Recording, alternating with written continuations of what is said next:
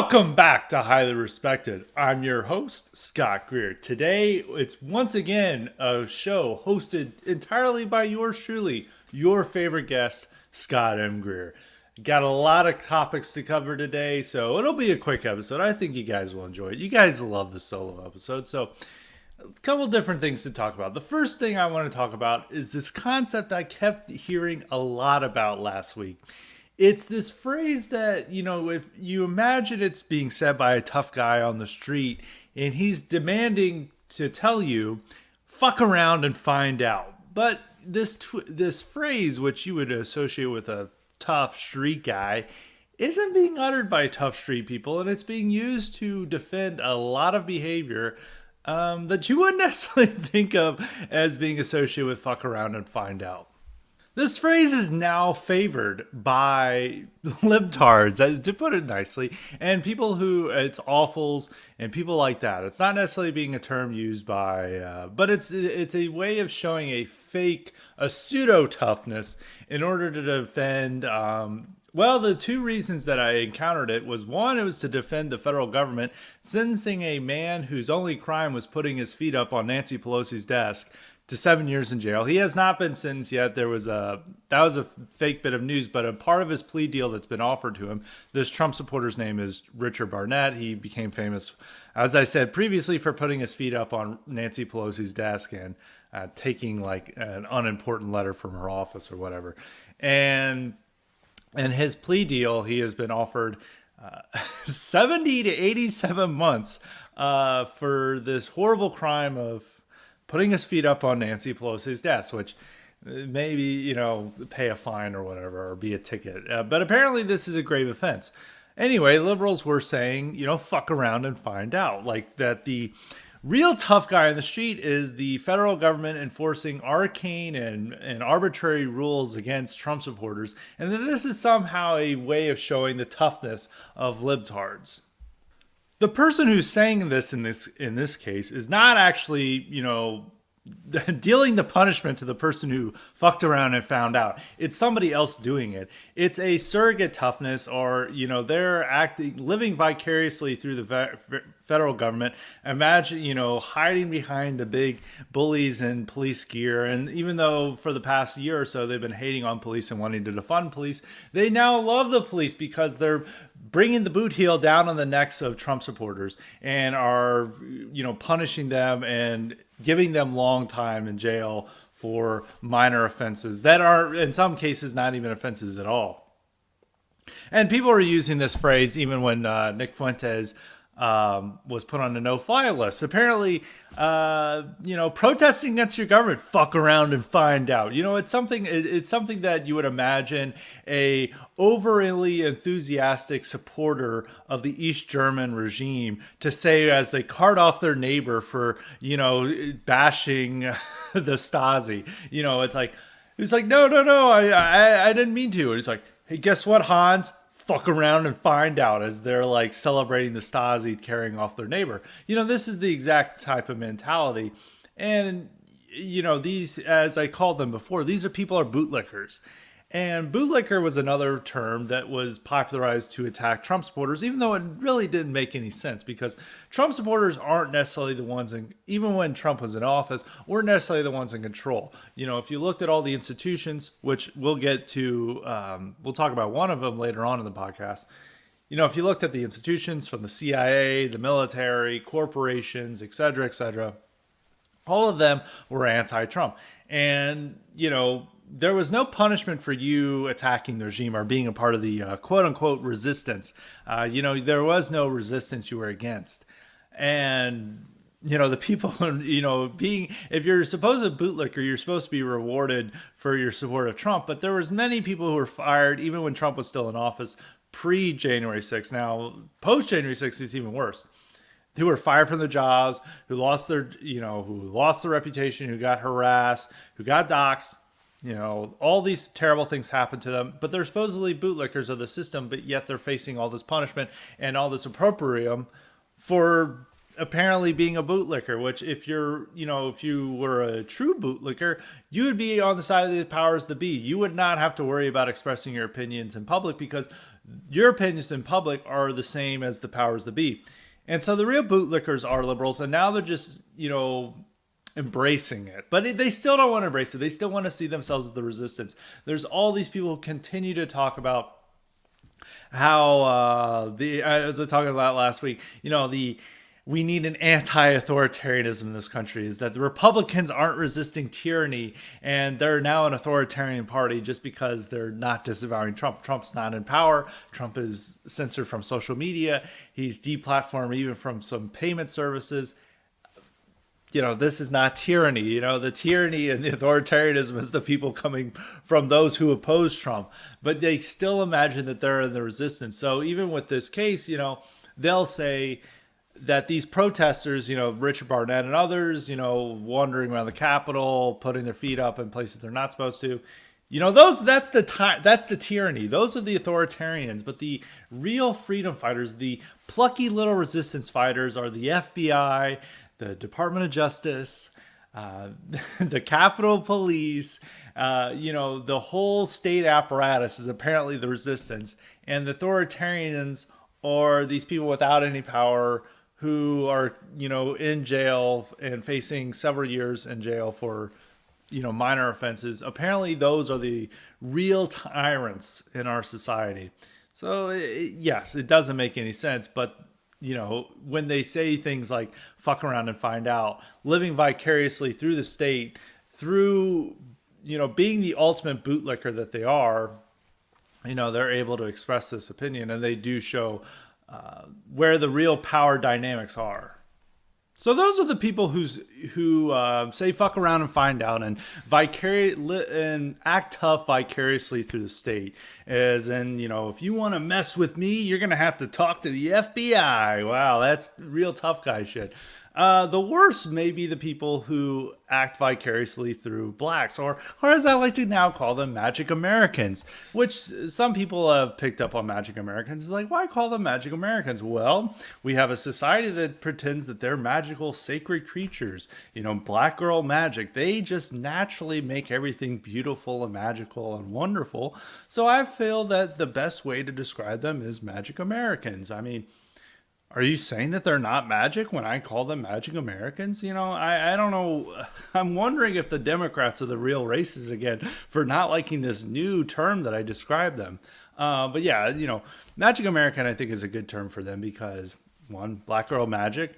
They always love to talk about that. Two, they are treated as a sacred beings. Our society is built around worshiping them. Our state religion in America now is Magic Americans, is the worship of them, and imagining that they can do all these incredible things. It's like, wow, they can get us to space. Like, wow. And there's and there's this just worship, the Hidden Figures type movies. So I think it really represents them and really I think truly shows who they are. So I think, libtards, if they want to get mad at me for saying, there's hidden racial meaning, as I said before, are you saying they're not magical? I'll let them answer that. But going along, there was another case of white liberals saying another incident that really wasn't them being tough and was actually another example of unnecessary brutality towards an innocent person. There was a case in a Richmond, Virginia grocery store. Right? It looked like a Dollar General. It was like some low rent store because, Richmond's kind of some areas are pretty rough in Richmond, and I could tell that this area was not one of the nicer areas in Richmond. Anyway, in this story, the first video we see a woman who has blue hair and appears to have tattoos running at a black man, and then she gets knocked out. And you're like, wow. And the whole grocery store erupts, and it's mostly blacks in the grocery store. It's like, woohoo, oh man. They're going crazy. They're hooping and hollering, and they're laughing at her. And it's not really the reaction you would expect from, like, if you saw like a large man knock out a woman in a grocery store. You'd probably be like, lots of gasp, and running over to the man, and people running over to the man and telling him like, that's wrong, like, and maybe trying to fight him. I mean, this guy's a pretty big guy. Maybe there's in the case that maybe people don't want their ass beat. But in this scenario, the whole grocery store erupted and like, damn, she got knocked out. Like it was like, and they were like showing her video of her like, holding her head, nursing her injury, and people. And in the initial tweet that I quote tweeted, it was somebody saying like, Karens are a problem, but in Richmond, Virginia, we knocked them out. And all the replies were celebrating it. All the, quote tweets before I jumped in were celebrating it. Well, when I quote tweeted, I simply said that, punching a woman is fine now as long as it's a Magic American punching a Karen. Clearly by evidence of the tweet I was quote tweeting, that's the case. And sure enough, all these awfuls began running into my replies to say, this woman fucked around and found out. And like she attacked this innocent man who had to defend himself. And the size difference between the two is massive. Like this was a skinny woman who could not hurt anyone. I mean, she probably thinks she can. She looked like an Antifa type. That's actually one of the funniest things in this case is that they imagine that this woman as a Karen. When you think Karen, you think it's a middle-aged soccer mom who's like demanding to see the manager because the bananas aren't ripe enough for her, or some other minor nuisance that they raise a whole ruckus about. And she's like got a Trump bumper stickers and et cetera, et cetera. That's really what a Karen is supposed to be. It's somebody who's stereotypically conservative, stereotypically white, who's like oppressing people of color. This woman over here, and especially by her living in Richmond, it's likely that she's Antifa. She's been to Antifa protests, been to Black Lives Matter protests. Probably if she wasn't the one getting knocked out, would have been defending the black guy knocking her out. And like this is the scenario, but they've just decided that she's a Karen.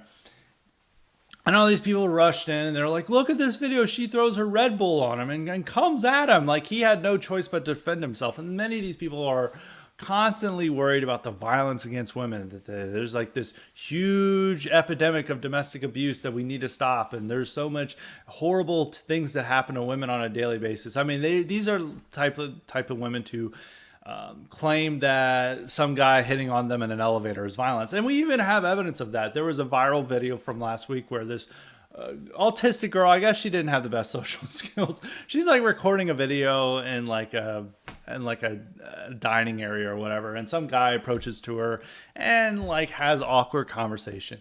It's like a strange video, but it's like whatever. It's like normal life. And people felt like that this guy had gone up and raped and murdered this woman. They were like, this is a war crime that some guy went up and tried to make a chat with this girl. They claimed, oh, she's underage. She's 18. We don't even know how old the guy is. The guy could have been like 19. Anyway, the fact that like some guy approached some girl who didn't really necessarily want to be talked to and made some awkward chatter, which wasn't any sexual or anything like that. It was just trying to be friendly, ineptly, perhaps, but they all were horrified by this video and they were demanding punishment of this perpetrator who decided to awkwardly approach this girl. Now compare this scenario to that. The guy in that video you assume is white, and of course he's a bad, evil white man, so of course whatever he's doing is terrible. Now compare that to the video from the Richmond, Virginia grocery store. Totally different scenario. And all these people who would have been claiming this is a war crime, that this guy should be arrested for approaching this girl, it's pedophilia, even though she's 18. The guy sounded like a young guy too, probably only maybe even be the same age as her. We all have this. They're like, this creep needs to be arrested. Over here, these same people are defending the black guy knocking out the white woman because ultimately Magic Americans outrank white women. And all these women, and most of these people were women too, it's awful, are programmed to see Magic Americans as nice, innocent creatures who would never hurt a fly, and that the only time that they would react violently is when they're provoked. With justification. So this guy had no choice. He was just an innocent person minding his own business. And this Karen was harassing him and was going to do terrible things to him. And he decided he was put in a self-defense situation. He had to knock her out. And that's what they really believe. And there were some commenters who were imagining this whole backstory, this whole history with the victim, that like she's gotten away. Like there's this really demented person who's like a veteran and has like RBG as a Ravi. I forget her name, but she like comes in my comments every now and then. She's one of the more demented libtards, and she imagined this whole story about how this woman had gotten away with bullying and harassment all her life, and then finally this one innocent gentle giant decided to bring her down to earth. And it's like, there is no evidence of that. And actually and truly, what started this altercation is that the black guy was demanding to see this chick's ass, and she's like filming him and is like, no, you cannot see my ass. And then apparently he lifted up her skirt to like see her ass, and she had a reaction through Red Bull at him, and she charged him. Really, really stupid. It's like one of these things is that white women, the Marvel movie syndrome, where they think that these women can go up and kick some guy's ass, which, believe it or not, they can't. And as we've seen in this video, not smart to charge at him, but once again, like, this guy was harassing her, and like, what's she supposed to do? I mean, maybe she shouldn't have thrown a Red Bull. Maybe she should just run the Red Bull and left it at that. But it's also like, the guy was clearly in the wrong, and then he knocks her out. But the fact that they just see this video of black guy knocks out Karen, they automatically side with the black guy, because these are people who, in some ways, they're so, it's not in just some ways, they are so poisoned by propaganda that they cannot imagine any other scenario taking place. The only sexist, chauvinist pigs are white guys. The blacks are just nice, innocent little creatures that, wouldn't hurt a fly. And in any time that they would hurt somebody, it's not their fault. So I had all these people in my mentions like saying things are like this, like fuck around and find out. Like this is once again them acting tough vicariously through somebody else, and this time it's a black person. So, and then you've always seen this too when white people go on. And it's like, I dare you to say that to a black person's face. It's like, okay. And it's like, why don't you take care of this? Because they're not going to take care of it. They have no capacity for violence, but they relish the violence. And in many ways, it's the same case with all these liberals who always relish and daydream about the terrible things that'll happen to Trump supporters and these Capitol protesters when they get in jail. Like, they'll be raped in jail, and they love these ideas, but they themselves don't have the capacity for violence. So they get to say fuck around and find out, and their little favorite Magic Americans or the state is going to take care of these problems.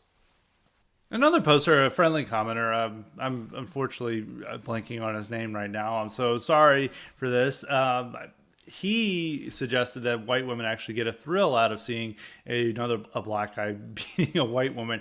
And I think for a lot of whites, this is the sick thrill that and it's once again showing how the horrible effect of propaganda and poisoning their minds is that they automatically see a white person as evil, and that they need, a quick punch in the jaw to correct them. Like, they are always saying some racial slur or whatever, and it's good that this black guy comes out and takes care of them. And we even see this case in another scenario where if that woman pressed charges in Richmond, this guy's going to get arrested for assault. And they were once again saying that this woman was using slurs. Looking at her, she's blue-haired, tattoo, looks like Antifa. I guarantee you she didn't use any slurs in this. And this woman actually has like a Black Lives Matter sticker somewhere on her property. But they have to believe this stuff. But there's another story comes from Florida, where a guy is trying to lessen his guilt for beating an old 77-year-old man to death, because he claims the 77-year-old man called him a racial slur. What happens is this guy was working at Dunkin' Donuts. The guy got mad about his order. He came in to complain about it. I'm sure the black manager was 100% polite to him. They got into war words, and then apparently, according to his story, the white 77-year-old man called him a racial slur, and he's like, I demand you to repeat that. And the guy repeated it, and he punched him in the face. The guy landed on the back of his head cracked his skull. He died a few days later, and now he's trying to earn sympathy. And pretty much on Twitter, there was a ton of sympathy for this guy, and it was once again fuck around and find out. And Tori Nebbit, who is a failed MSNBC host, was once again defending the right of this guy to say to kill somebody for using the N word, and he even said that like among my Twitter audience, over 70% said that this man should be found not guilty for using the N word. And they do want to use this as a get out of jail card. It's actually worked in Florida before. There was a few years ago, there was a white tutor and his adult mentor. I guess the guy was like going to community college or whatever. And like they had a dispute over how much he owed him. And the white guy was the tutor. They got in a dispute. The black guy claimed he used a racial slur and he beat him to death in a like a Taco Bell parking lot. And this guy, Florida decided to drop charges because they said, well, we couldn't prove, it was murder. And the family's like, this guy beat him to death on camera. And they're like, well, we don't want to charge him because he may have used the racial slur. And those are fighting words. So they really do want to use this as like you use a racial slur and I can do whatever I want to you. I can imagine you're going to see home invasions where like some guy's like brutally torturing some white family. And then he's like, the dad called me an N-word. And then it's like, oh, wow. Okay. That's okay. And there is even a case from, I think it was Ohio a few years ago where a judge decided to not give a home invader a jail sentence because he found out that the family's daughter that, they've been traumatized by this crime, now had negative feelings towards blacks, and he was so offended, the judge was so offended, who was a black man himself, was so offended that he decided to not give this guy any jail time, and excoriated the family for encouraging racism in their daughter, even though they had this scenario. So you could definitely see this happening where they just claim that like, I stabbed this guy 30 times to death. It's like, what was the reason? Oh, he called me the N-word. Oh, wow. Okay. Well, not guilty. Not guilty. Here's a medal. Thank you for getting rid of this racist in our society. And just based on the social media response, they can get away with it. Now, whether they can get away with a court, I mean, there is some past precedent for it. So this is our country. It is as is. So the fuck around, find out argument almost works in court, because this is how joke of a country we are. And there's even another case of this lopsided justice system that we're seeing. And this goes into like even anti-Asian violence and who's perpetrating it. So we're all told that anti-Asian violence is really bad and we need to do something about it. Well, there's an interesting case that happened from West Virginia, is that I think it was Taiwanese, well, he's really Chinese, Uber driver was picking up these people, and it turned out that he was picking up the people in the middle of a huge fight, and this huge mob of black people swarmed the car and began beating him and the passengers. And one of the passengers, it's unclear who the passengers were in the back seat, but the passenger in the front seat was a white woman, blonde woman, who was pulled out of her car by black women and beat viciously in the side of the street. And so was the Asian driver. And he wasn't even doing anything. He had like 3 guys pummeling him. And he's like, please stop. And this is one of the more wild mob actions that you would see if this is just something that's like outrageous that you don't rarely see in our country. And you would almost think that this would be national news.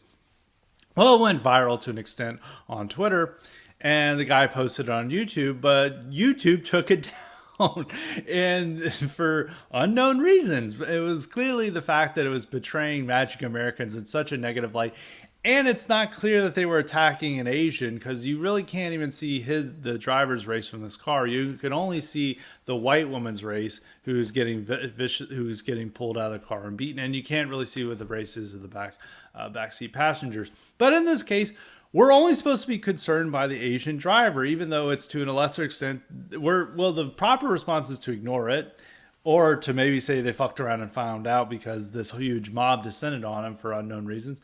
But even when Zaid Jilani, who I've mentioned before, he's the post-partisan leftist who always tries to have big brain takes that they get beyond, left and right, but it's usually something cringe and centrist. He had an article on a Substack, as all these people do have a Substack, where he talked about this case, and he mentioned that it took down the YouTube page. YouTube took down the Asian driver's page, and then it was like saying, well, what about Google's commitment to stopping anti-Asian violence? Well, yeah, and it didn't mention the white people are getting beaten at all in the case.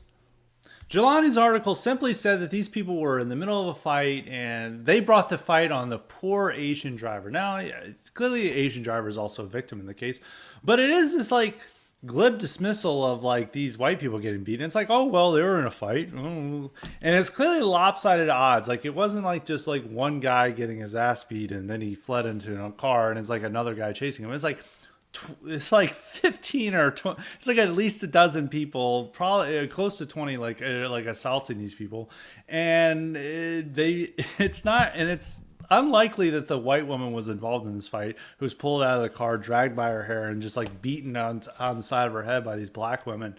It doesn't appear like they were asked for it, but in Jelani's case, all that mattered was the anti-Asian violence, not the anti-white violence, because apparently they were in this fight before, and, I guess that was their own problem. We're only supposed to worry about the anti-Asian violence. So, in the hierarchy, this does display the racial hierarchies, that Magic Americans are on top, and anything that shows them in a negative light, Big Tent will come down and censor it. Asian Americans are next. If they had shown that they were clearly attacking an Asian American, this would have been a viral video that they would have shown that this is anti-Asian violence. When the guy showed it on Twitter, it wasn't clear that he was the driver. It's like, this is an angle. I mean, he clearly doesn't get social media or how to post things. And you really can't see that he's, the person driving it. If that had shown it, they would have been all outraged, but it would have been less outrage if it had been a white person, because with all these cases, they try to hide who's actually doing the violence against Asians because they need to promote the idea that white supremacy and systemic racism is coming after Asians too, when it really is black criminals, as once again shown in this story from West Virginia. So there's no concern at all for whites. And if this had just been whites, there would have been no attention at all. And you would have seen, once again, the awfuls and the leftists come in and say, these people fucked around and found out. It's like they just jumped in an Uber. We don't know anything about the story, but, black mob beating whites. It's not only something that they ignore, they now celebrate as a good thing. And fuck the facts. Like, they fucked around and found out, and they just have to learn the consequences.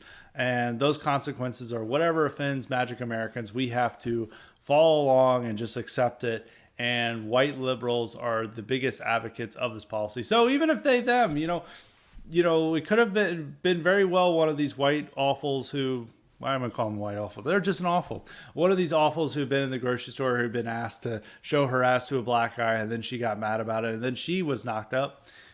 Knocked out, not knocked up. Hopefully that didn't happen, but knocked out. And then they would have, then the same people who, she would have been in the chorus, celebrating it. Now she has to see her own assault being celebrated by these very same people. They cannot imagine anything bad about Magic Americans, and it's just showing something that's happening. I think before they would have just ignored these cases or said, oh, well, that's bad, but that's just an isolated case. Now they're going into, just because anti-white racism and hatred for hatred shared by these whites for themselves, white guilt is so much stronger than it was even just like 4 or 5 years ago. Then now it's gone into, yes, this is actually a good thing. It's not just something that they're going to pretend to ignore or to rationalize and say, oh, well, this is a terrible event, but it's a one-off thing. Don't judge it by the situation. Instead, these are acts of self-defense. And this is the purpose of fuck around and find out. So if you ever say fuck around and find out without any irony, you suck. Okay, do not actually use that. Anyone who's ever, and even when I've seen this phrase used, I'm not quite sure. I mean, it's probably a very mundane origin, but the people I used to see say it were like wignats who were like, fuck around and find out, and then they got arrested by the federal government for like posting like retarded shit, and then they began ratting on people. So it was like Adam Waffen types who were like saying it. And they more around found out, but now it's people. They were, once again, it was like a posturing to show that they're a tough guy, but they're not actually tough. They don't really have the power to enact any consequences or harm to anyone. And in this case, it's now just like spectators cheering on somebody else doing the violence, somebody else who is actually hurting the people that they hate, and they themselves are not doing anything about it, but they can, strut out their chest and posture and say, fuck around and find out. And then hopefully a Magic American or an agent of the state comes in and hurts their political enemy. So that is the point of the phrase, and if you use it only ironically or to make fun of people. Do not use it in a way that you're like posturing as a tough guy. It's like really lame to be an internet tough guy too. So that's just something to keep in mind. You know, it's much better to use the phrase "keck around and find out." I think that sends a much stronger message than "fuck around and find out." That's not tough guy posturing. But moving along to a different subject, it's actually a favorite of mine. It's flight from white. Steve Saylor has an interesting article up at uns.com about this high school in San Mateo, California. It's a suburb outside of San Francisco. I guess a suburb would be the correct term, in the Bay Area, in the county, and one of the county schools there. And Aragon High School, over the past 2 years, has seen a complete disappearance of its white students. And they used to be, over 50% of the students' body not too long ago. And in like 2018, they were still like a plurality of students. But now they're the smallest one of the smallest minorities at the school. And he was like wondering, well, why this is. And he was looked at the data, and he showed a massive explosion over the past 2 years in the category of 2 or more races. And he concluded shows an example of flight from white. Now, I found this is like an interesting phenomenon, and I think this is largely true, is that what's going to happen is that, and especially in this area, and he even said in his article that, that particular school district had been the target of, an anti-defamation league campaign saying that there's like a lot of racism and anti-Semitism going on there. Likely not. But anyway, the ADL is going after him. And in a way of, that there's this, if this campaign's going on, that the anti-white rhetoric is spurting up in the schools. So as a way to deal with this, a lot of these white kids are now going to say, I'm actually, multiracial. I'm multiracial. And what, things they're finding, maybe they found that they're Italian and that counts as Hispanic, or maybe they found a long lost Indian ancestor and now that makes them part indigenous, or whatever term that they like to use for Indians now. And I think there is like a strong flight from white. A friend of one of my friends, you guys may remember him as future U.S. refugee. He's now back on Twitter as current American citizen. He had a very more black-pilled explanation that this is actually just showing that that we're getting far fewer whites. And I think that is partially true.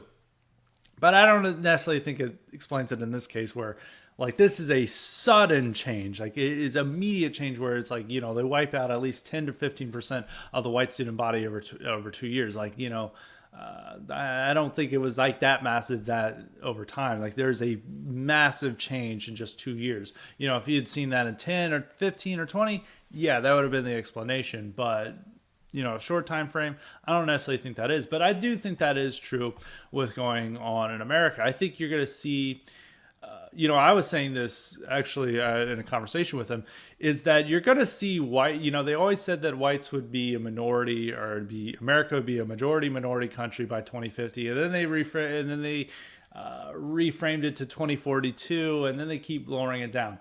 Really, the year the census is going to show a minority country is going to be 2030 because of this phenomenon of white from flight. And that's not only that, but there's several groups that are lumped in with whites that are just going to say they're not white. Most Middle Easterners and North Africans are just going to say we're not white anymore, and they're going to get their own separate category to separate themselves from white. And fewer Hispanics are probably going to describe themselves as white. But even though Hispanics are one of the few people there's a sort of a flight to white, where they're one of the few immigrant groups that are assimilate largely into white American culture, depending on, where they are and, their class background. But there is some development in that.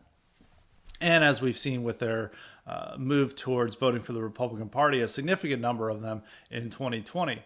That is an indication they are assimilating in white culture. But for most people, they're not getting in that category. So I think you would see that somebody who's maybe like a quarter Asian is going to identify as Asian or multiracial in a few years. And it has been, I think even the 2020 census, when it is shown, in 2010 census showed, white America are roughly 63% of the population.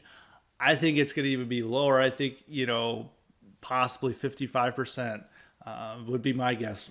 Round that area, maybe lower, maybe slightly higher. I don't think it's going to be much higher, but it may be, it's going to be around that ballpark. And then I think by 2030, it's going to be below 50% because not only is it just the demographic changes happening, is that whites do not want to identify as white because they know that comes with negative consequences. It means they're not likely going to get a job. They're not going to get a business loan. They're not going. I mean, that's our government policy right now, is that both with farm subsidies and business subsidies to deal with the coronavirus, whites are not getting those. I mean, they in the coronavirus package, they only black farmers only non-whites got those benefits, not white farmers. And it's the same with the business relief, is that white males are at the back of the line. White women are a little bit in front, but white males are at the back. Everyone else is in front of them, even Asian Americans, where there's no sign of any discrimination against them in terms of when it comes from economic discrimination. And they're more successful than whites, but they are at the front of the line of whites. So this is like, why would you, for a lot of these people, it's like, well, if I want to get ahead, I better find that I had like a Hispanic grandmother, or I have some Indian blood, or I decide that I'm Italian or Irish, and I've decided that that's not white anymore. So there is a benefit. And in schools like this, where, California is in a lot of ways America's future, unless some drastic things change, the fact that we're seeing high schools where these people a lot of these white people just decide, oh, I'm two or more races, or they're saying there's something else. That's a way for them to fly from being white. And even in my old high school, which, definitely didn't happen in California. And it was like a nice, conservative suburb, very white. When I graduated, it was at least 90% white. I occasionally have some trolls who remember my high school and complained that I went to an all white high school. I've never said I went to a diverse high school or whatever. But they had it was 90% white. And I was like, I wonder what the demographics are now for my old high school. And I looked up, it's now 80.5% white. And there were several categories, and it was it was over 9% Asian. The black population is about the same at 2.6%. But the two things that are totally different at the high school is that it's now 3.6% Hispanic. And then there's a category which I think less than 1% of the high school population would have been counted as this. It is nearly 4%, two or more races. I went there, and I remember some of the black students were mixed race. I think that was most of the people who were there would have counted as mixed race, but they would have just counted themselves as black. Now there's this whole category in this conservative suburb in the South that used to be 90% white, and now we're even seeing people fly to that. And there, where there's not as many negative consequences or negative, as a thing, it probably not as strong of anti-white rhetoric as you would experience in a San Francisco suburb. Now even you see that there, where there's this flight from white. And so that both reveals that there's less white people in general, there is a decline, and there is these whites who decided that, oh, I'm multiracial now. So this is something that's going to be seen over time, and it is a survival mechanism in multiracial America, where whites are seen as the worst, are at the bottom of the racial hierarchy, where if you're beaten, it's all right to ignore you, but if an Asian is beaten, this is a national trauma that we must all focus on. And so whites just, they're, adapting to the situation and deciding that, maybe they speak Spanish, so they're now Hispanic. And it's same with a lot of these celebrities who are totally white, who are born in New England, who will then decide that they're Hispanic, even though they have no Hispanic ancestry at all. So you're going to see a lot in examples like Rachel Dolezal, and there was a ton of examples recently of academics who were exposed as frauds on their racial background, whether they were pretending to be black or Hispanic or whatever, or Native American, and they turned out to be white.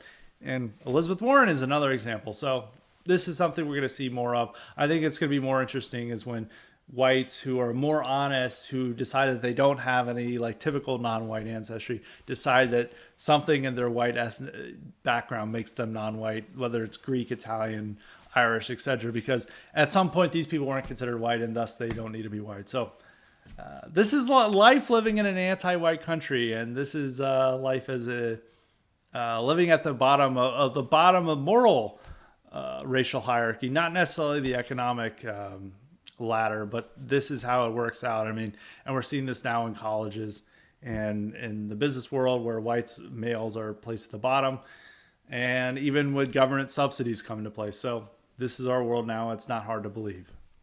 Now on to the final subject before we get to our favorite Patron questions. As I alluded to earlier in the podcast, there's some problems with our institutions.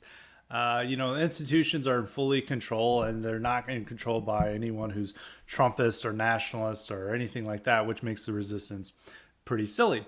We had another great example, actually a couple great examples, delivered by the military over the weekend. First up, there was a Space Force commander who was removed from his job because he wrote a book criticizing critical race theory and saying that it's ruining the military, and he went on a podcast to express his opinions. Now, Lieutenant Colonel Matthew Lohmeyer, the guy who wrote the book, is a burgeoning conservative star due to his stance, but he's still removed from his command, even though Republicans are coming to his aid and demanding answers from military top brass. He's still removed from his command. Now, you have to consider this. Now, some people may say, like, well, this guy, he's a commander. He's not supposed to share his opinions publicly or necessarily write a controversial book. You could make that point if we didn't have tons and tons of examples of military commanders using their social media platforms that are government accounts to express their political opinions. There's the full-throated defense and support of Black Lives Matter that we saw constantly last year. There are all the various generals and other high-ranking officials who criticize Tucker with their government accounts, with their military accounts. We saw this constantly, and none of these people were punished. Even when people said, they basically said their own political opinions and said, this is my position as the highest. For example, the highest ranking enlisted person in the Space Force ripped into Tucker Carlson and basically called him a pussy, and nothing happened to him. And he used his Twitter account to say this, and this went viral. And he even knew he messed up by having a lame rebuttal saying like, oh, well, you can still watch Tucker Carlson, and I didn't mean to say anything political. And of course, it was a political statement. Nothing happened to that person. So the standard's already been set. If you say things that are in support of Black Lives Matter or in support of liberal positions, it's okay. But if you dare, criticize critical race theory and say it's doing something wrong with the military, well, you're going to get punished. So this is another institution that's completely under control of the left. And, there's another example also from this last weekend is that Axios had a long report on Trump's efforts to get us out of the Middle East. Well, so no surprise is that the military stopped it. And even the military is starting to brag about how the president ordered a certain number of troops to be stationed in Syria and Afghanistan. And these generals essentially ignored it. They said, we played a shell game and we ensured that the president didn't even know about these troop numbers. They weren't even giving the president of the United States accurate numbers about who is deployed over these soldiers that he's in command of. And they did this constantly. They also did this when in his response to Black Lives Matter is that the Pentagon, Trump ordered the Pentagon to send troops to, DC and a couple of other riot places. Pentagon refused that order. They actually told the troops not to go. They countermanded that order. Nothing happened to him. And this is once again shows the type of, institutional opposition we face. And it once again makes this whole idea that the left is the resistance, completely silly. Is the fact that, that their opinions are so respected that if you were a general and you decided to say, defend critical race theory and say America is a white supremacist country, nothing would have happened to you. Nothing would happen to you. But the same can't happen with conservatives. And a lot of conservatives still have this idolization of the military that, doesn't comport with reality. And we're seeing this both with the Lohmeyer case and with the case of how Trump couldn't even get removed troops. This is the commander-in-chief, and the military made sure that he couldn't remove any of the troops from, Syria and Iraq and Afghanistan. They have to stay there. They have to stay there forever, and that's what the military gets. Now, you can see this change what happens when somebody who is allied with the institutions gets into power. Now Biden seems to appear that he has the power to get us out of Afghanistan. The military is complaining about it, but the deep state, the intelligence community, which also opposed Trump's move, and the media as well, both support Biden bringing the troops home from Afghanistan. They did not have that same stance when it was Trump. So this is, once again, shows the amount of force that we have to oppose, and in this situation. So, but it is very unfortunate. I had this tweet about Lohmeyer when I saw the story, and he showed him. Jack Posobiec tweeted out this photo. It's him and his wife. They look like the all-American couple. This guy looks like he could be, a G.I. Joe action figure. Like, as Trump would say, he looks ripped straight out of central casting for what you want as a senior military officer. Tall Chad, good-looking wife. Everything about him looks all-American. And this guy has proudly served his country in the military for years and years, has never thought that his beliefs would be so disrespected, and that the institution he has served for many years would tell him to hate himself because of the color of his skin. And now he's facing with that, and he writes this book to try to eliminate critical race theory from the military, and all these diversity trainings that they're going on that teaches anti-white racism.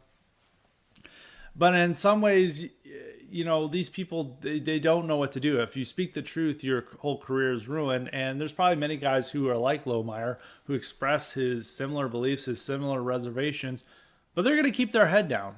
They're going to keep getting advanced in the military, and they're just going to, okay, yeah, we support critical race theory. Okay, we'll have this training, etc. They'll go along with it because they know that they'll see what happens to Lohmeyer. And I even got in a discussion with this, about Michael Flynn's brother, who was given a promotion in the military, and you were thinking about this, and your brother was completely destroyed by the institutions. And some people were arguing, like, well, he gets a powerful position, but in that powerful position, he compromises himself. He compromises his own beliefs, because this is the same person who has to accept diversity training and critical race theory, and accept that, what the federal government did to his brother was good. That it was, because he continues to serve the people who destroyed his own family. And, you accept that. You make these compromises with yourself. And some people may say, like, well, you could still be a sleeper agent. But no, because you yourself, when you're having to go to sleep at night, you have to rationalize this. You have to come up with a justification for your behavior. And very few people are going to be like, well, I'm a secret agent. I'm clandestine agent. I'm waiting for the right opportunity when I'm in power. And then things will change. Generally, people who are like that don't end up in power. And by the time, they may have had those beliefs when they were, further down in the hierarchy. But by the time they're at the top, they've already made these compromises, and their spirit and mentality now reflects those compromises. So somebody like Michael Flynn's brother, who's now like a 4-star general. He's like one of the most powerful military officers in the armed forces. He may be good. He'd probably be a better Joint Chiefs of Staff than Milley, but this guy in his own day-to-day life is compromised, and he's going along with these things. And he's supporting an institution that destroyed his brother, or is taking orders from people who destroyed his brother. And you compare that with Lohmeyer, somebody who decided he just couldn't take this anymore and decided to write a book and speak out. That's somebody who's not compromised. Yes, that ruined his career, but he's also bringing awareness to it. And I think it makes it easier for his soul and his spirit to make this protest. And it will probably cost him his career. I could see him getting drummed out of the military. But at the end of the day, he'll still have his dignity, and he will know that he's not compromising himself. He's not serving an evil entity anymore.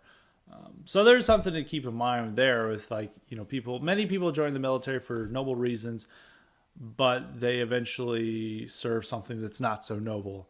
And I think Lohmeyer eventually realized that. And I don't know if Michael Flynn's brother does, but, maybe he does down in his heart, but his public behavior shows him believing something else, and that does lead to effects on your inner character. So those are my thoughts on the military. Now on to, of course, the Patron questions.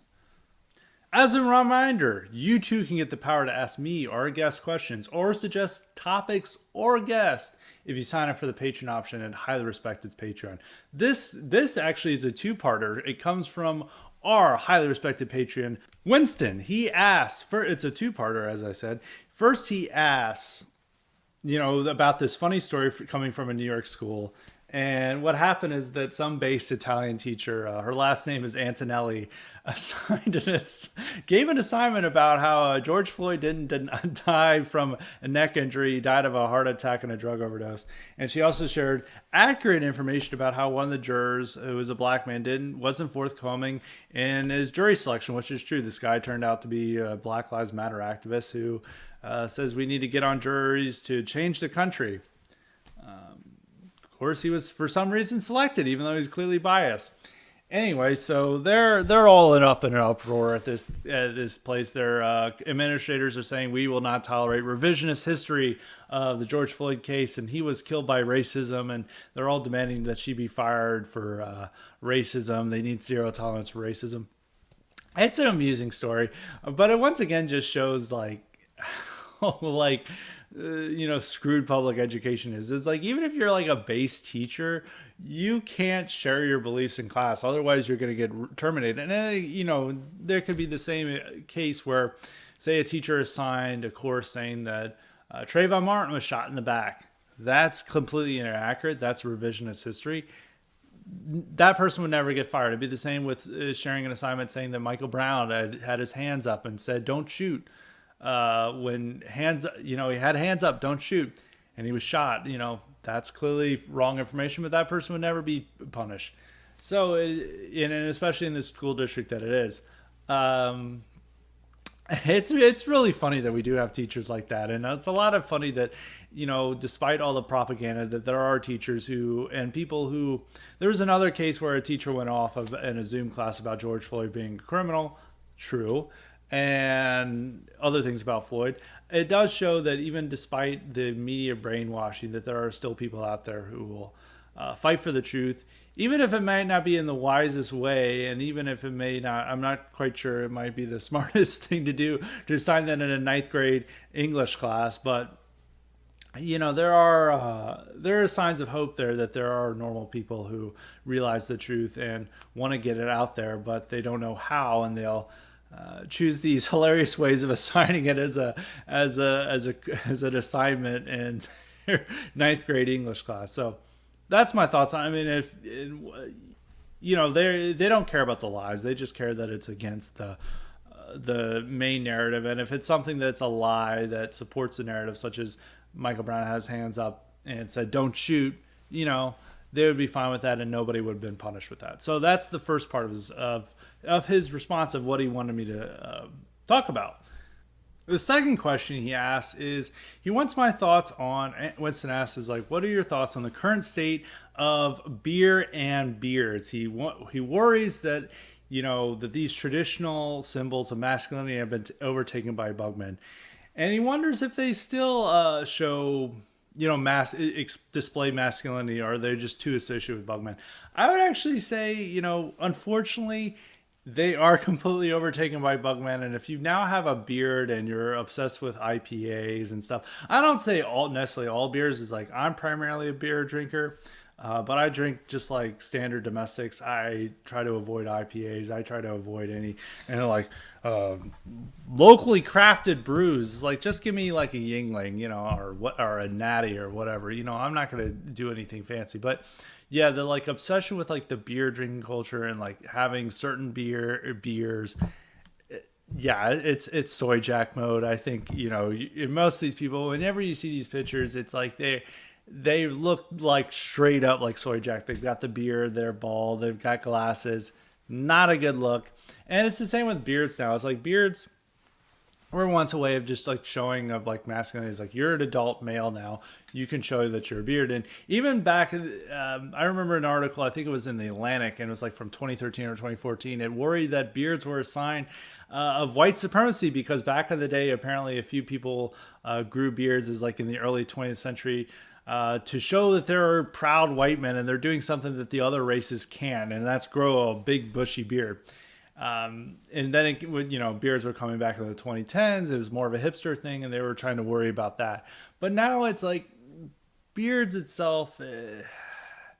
At one point in time, yeah, it displayed rugged masculinity, but there's like just all of this, like the culture around is like beard trimming kits, and it's like it's the same with like the craft brews and brewing at home. It is like a way of this shallow masculinity that's displayed, and really it's something that's become more soy jack.